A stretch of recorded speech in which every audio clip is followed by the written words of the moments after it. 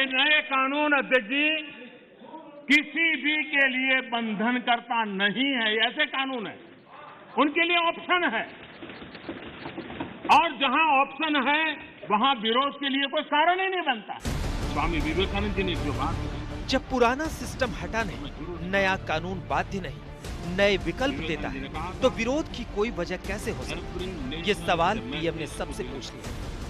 मैं हैरान हूं, पहली बार एक नया तर्क आया इस सदन में कि भाई हमने मांगा नहीं था तो दिया क्यों? हमने मांगा नहीं तो दिया क्यों? पहली बात है कि लेना न लेना आपकी मर्जी है, ऑप्शनल है, एक व्यवस्था है, और देश बहुत बड़ा है। हिंदुस्तान के कुछ कोनों में इसका लाभ होगा, हो सकता है किसी एक आध कोने में न भी हो, लेकिन ये कंपल्सरी नहीं है। हर रात के प्रधानमंत्री को इस बात पर घेरा जाता है कि उन्होंने कृषि कानूनों को थोप दिया। किसी ने ऐसे कानूनों की मांग नहीं की थी। आज पीएम ने इस बात का भी जवाब दिया। इस देश में माननीय अध्यक्ष जी, दहेज के खिलाफ कानून बने, ये इस देश में कभी किसी ने मांग नहीं की थी, फिर भी देश की प्रगति के लिए कानून बना था। ट्रिपल तलाक, इसके खिलाफ कानून बने, ये किसी ने मांग नहीं की थी, लेकिन प्रगतिशील समाज के लिए आवश्यक है, इसलिए कानून हमने बनाए हैं। हमारे यहाँ बाल विवाह पर रोक, किसी ने मांग नहीं की थी कानून बनाओ, फिर भी कानून बने थे। बेटियों को संपत्ति में अधिकार, किसी ने मांग नहीं की थी। शिक्षा को अधिकार देने की बात किसी ने मांग नहीं की थी, लेकिन समाज के लिए आवश्यक होता है, बदलाव के लिए आवश्यक होता है। ये सोच के साथ मेरा विरोध है। जब ये कहा जाता है मांगा था क्या हम सामंतशाही हैं क्या कि देश की जनता याचक की तरह हमसे मांगे, उनको मांगने के लिए मजबूर करें? ये मांगने के लिए मजबूर करने वाली सोच लोकतंत्र की सोच नहीं हो सकती। माननीय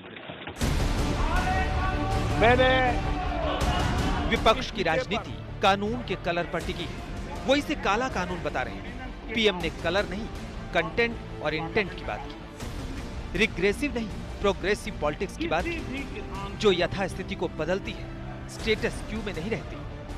जो ठहरा हुआ पानी होता है वो बीमारी पैदा करता है, बहता हुआ पानी है जो जीवन को भर देता है, उमंग से भर देता है।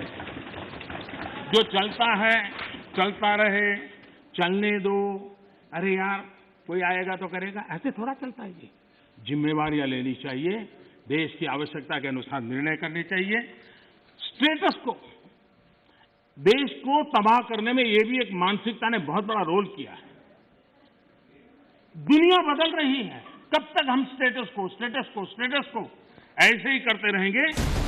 भारत कैसे टिक पाएगा? लोकसभा की स्पीच में पीएम ने देश के किसानों से सीधी बात की। कृषि में सुधार को वक्त की जरूरत बताया, जिसे आज नहीं तो कल, कभी न कभी किसी न किसी को करना ही होगा। आत्मनिर्भर देश के लिए आत्मनिर्भर किसान जरूरी है। दुर्भाग्य है हमारे देश में खेती में निवेश जो होना चाहिए वो नहीं हो रहा है। सरकार उतना कर नहीं पा रही है, राज्य सरकारें भी नहीं कर पा रही है, और इसलिए निवेश की बहुत बड़ी आवश्यकता है।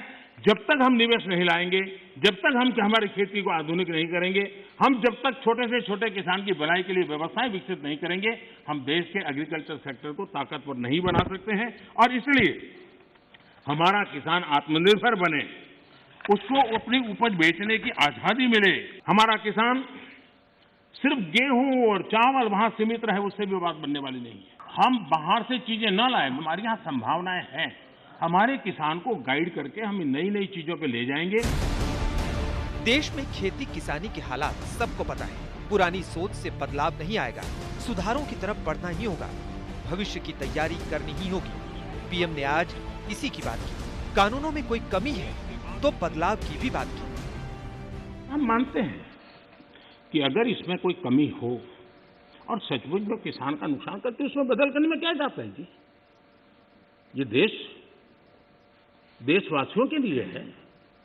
अगर कोई निर्णय करते हैं तो किसानों के लिए है।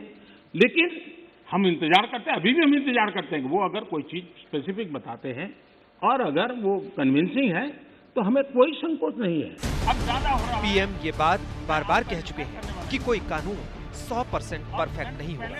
सुझावों से सुधारों की गुंजाइश हमेशा रहेगी, लेकिन सिर्फ भ्रम फैलाने से देश का भला नहीं होगा।